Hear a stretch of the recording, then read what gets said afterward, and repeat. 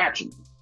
Years ago, I was in a restaurant sitting down, and I received an email from a family locally in my local city that needed assistance. They originally thought that I was my father, who's a pastor, and so they requested prayer. They wanted somebody to come to their house and pray for them. And so I'm emailing the family back and forth, and I said, what is it that you guys need prayer for? And I had no idea who they were. Obviously, they were strangers to me. They said, well, we have been experiencing a high level of paranormal activity in our house. And so my dad said, that's kind of your thing, Nathaniel. So I go to the house, I walk in, and when I walk in, I am met by an atheist. He confronted me, almost squared up. Very strange. Hey, Nate, which you can call me Nate. They couldn't. I was like, what the hell? Anyways, he says, I just want you to know I don't believe in spirits. I don't believe in God. I'm an atheist. And I don't even believe in you and what you do. And I'm thinking, well, I don't know what I do, but, whatever. So he goes and sits down. And out of the corner of my eye, I see that there's a portion, I ever told you this? A portion of carpet cut up out of the floor in the living room, right in front of the front door. And I couldn't place it. I didn't understand it. So I just keep going on. And so I'm going through the house and I'm picking things up. And I have the sister of the husband that's there. The husband was disabled and he had a knife gash in the side of his body where stitches sewn up. So I took his sister, upstairs, and we're going through rooms. And I walk into one room, and in this room, you could feel absolute darkness. I mean, I thought that someone was in there. It was drenched with it. And so I remember I went into a closet, and I have this on, I was recording it all, and on record anyways. And I walk into this closet, and in the closet, there is a green milk carton full of model trains. I looked at the sister of the husband downstairs, and I said, I don't know what I'm feeling. I said, but the entity is either attached to this green box full of model trains, or it reminds him of something in his life that he encountered in his life. So that's when we turned around, and across the room, there was another closet. When we opened that closet door, it was full of fishing poles and tackle boxes.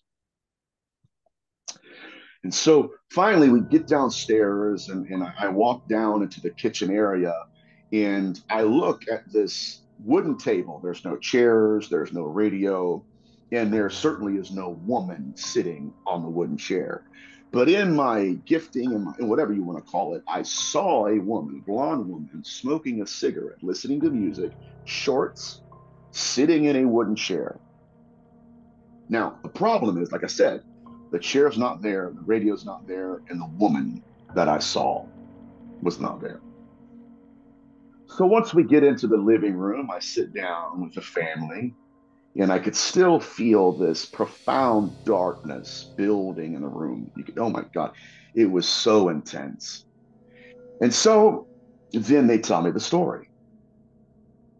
The father opens up and he says, well, we have been seeing paranormal activity. It first started months ago, around the time that my daughter began a friendship with a girl from school. I said, okay. He said, when my daughter and her hung out, my whole family could feel a darkness about this older girl from school. There was this attachment. It was just really sinister. And we kept telling our daughter, do not hang out with her.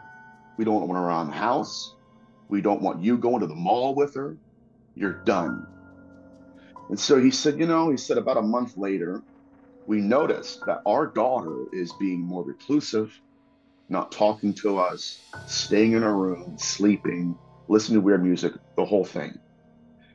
He said, one night we're watching television, 2 a.m. He's like, my wife worked second shift, just hanging out. He said, out of the window. He said, you know how the bright light, goes to a commercial or something, and you can look and your eyes are adjusting to the darkness. He said, that's what happened to us. We looked out of the window, and there is the 15-year-old girl staring at us through the window.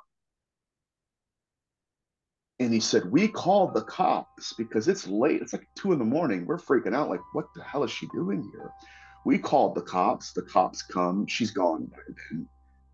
And he said, so, 2 or 3 months go by. And he said, nothing really happened. He said, the paranormal activity was occurring, orbs, shadow figures, just, people walking and stuff on the floors. He said that was occurring, which was really, really strange. He said, but thankfully, we never experienced that girl staring at us again. He said, then one day, he said, same time, about 2:30 in the morning, my daughter goes and unlocks the door, opens the door, and in walks the 15-year-old girl with a mask on. She had a pair of stub-nosed scissors in one hand and a knife in the other, and a male, guttural, disembodied voice was coming out of her. And he said, before I knew it, she was stabbing everybody. He said, by the time we got control of the situation, my wife had died. He said, I got chills, man. He said, that's where they had to come in and cut up the carpet. Oof. All right, we're good? Yeah, all right. We're good. No, All right. Well, I got to tell you the end. Can I tell you the end? Yeah, go Or ahead. You got to go. No, go ahead.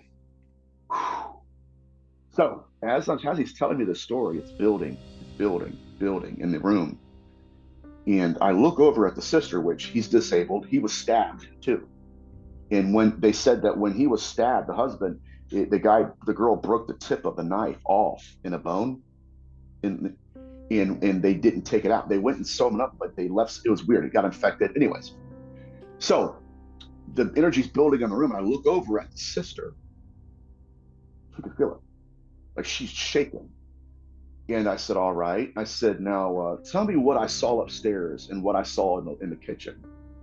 He said, well, my wife. I said, what? He goes, yeah, she would do that often in the kitchen. I said, really? He said, yeah. He said, I want to tell you something. I said, okay. He said, when I first met my wife, he said she was living with her father, who was a drug addict and a gang member. And he told her, one day I will kill you. He said, matter of fact, it's going to blow your mind. I swear to God, it's true. Matter of fact, he would get drunk and high, and he would beat my wife, his daughter, to the point of being unconscious.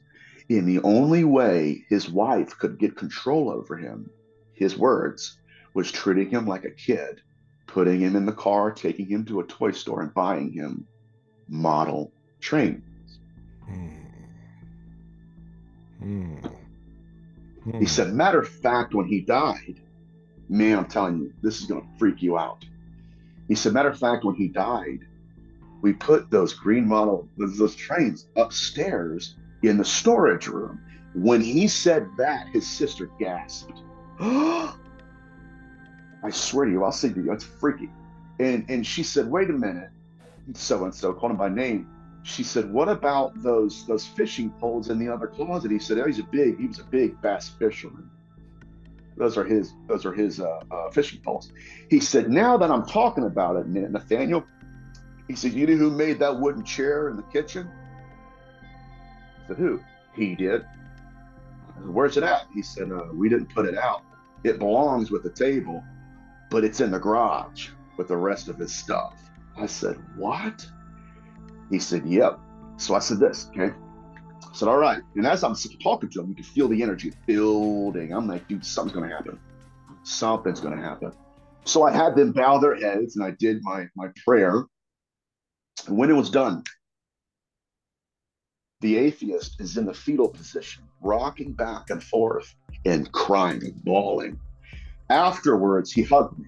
And on the audio, you could hear the sister go, oh, what was that? And so she starts looking around. She said, did somebody turn a light on? It was like you could see one of those, the light switches that go up slowly. You could literally see with your own eyes the darkness leave. Okay. A few months later, this is a heavy, heavy, heavy story. A few months later, I'm at the same restaurant in the same chair I was when I got the original email to go to the house. Oh, ugh. I'm sitting down, I'm reading a book. A couple sits down next to me. It's the husband, then the wife. And the wife keeps peeking over at me. So I'm thinking, oh my God, here in a second, she's going to switch chairs. She wants to talk to me for some reason. I don't know why, but I was picking that vibe up. Certainly, she does.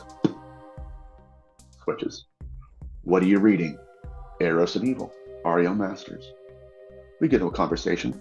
I said, why do I see you? I said, I feel like you're a teacher of some sort. Like, are you a professor or something? She starts laughing. She goes, yeah. She goes, I just signed a contract today with the local community college. I'm going to be teaching social work. I didn't put it together to the collegiate students. She's like, but I've been a social worker for like 25 years, but I just signed a contract. That's what you're seeing. I said, okay. And she goes, so what do you do exactly? I go into some things, and she goes, you're Nathaniel Gillis.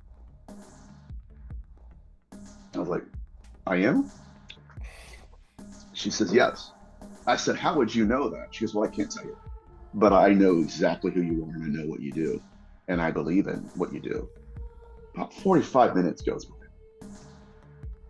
Finally, she opened it. I'm the social worker that was working with both minors. She said, what? I'm the social worker that's working with both of those minors that killed that woman. Swear to God. And my eyes got big as saucers. I said, do what? She said, yes. She said, I promise you. She said, matter of fact, she said, the night of the cleansing, I got a phone call from the jail. But one of the girls said, the entity that has been visiting me in my house for months walked into my jail cell and said, I no longer have authority over you. I have to leave. Holy shit. Do you want to help support Beyond Forbidden and receive extra content that's not seen anywhere else? By becoming a patron, a few things you will receive are the full-length 90-minute or 120-minute podcast episode. Members will also receive a private link of the video podcast and will only be exclusive to Patreon members. In-person, face-to-face interviews with some of the most well-known, respected researchers.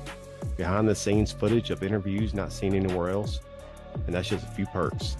So what do you have to lose? Cut out one brain-rotting, overly processed Happy Meal a month that doesn't do anything beneficial for your mind, body, and spirit, and become a Patreon for just $5.